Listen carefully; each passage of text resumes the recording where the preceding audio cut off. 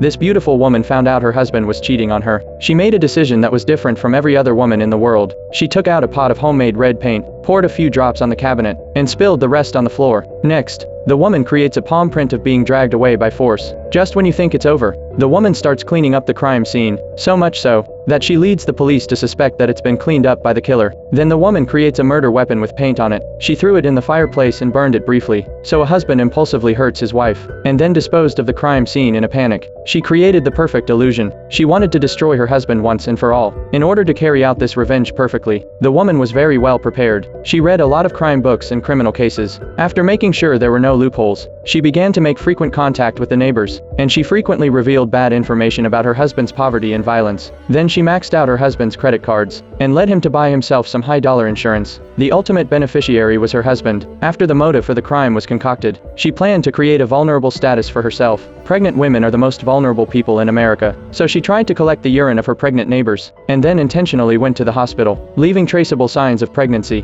But that wasn't enough. She wrote 300 diary entries in the shortest time possible. From the beginning of their fairy tale love to the annoyance and alienation after marriage, even the imaginary domestic violence of her husband. After completing these fabrications, she threw it into the fireplace once again. It burned for a while, but it didn't hurt to see what was inside. So when everything was ready, after making sure her husband was out of the house, the woman wore gloves and broke the coffee table. She began to set up the perfect crime scene, leaving enough holes to arouse suspicion. Then the woman disappeared in her car. She changed her face and went to a different place. After the woman disappeared, as she expected, the police found a lot of clues: the journal, the murder weapon, and so on. Nick had been convicted of hurting his wife.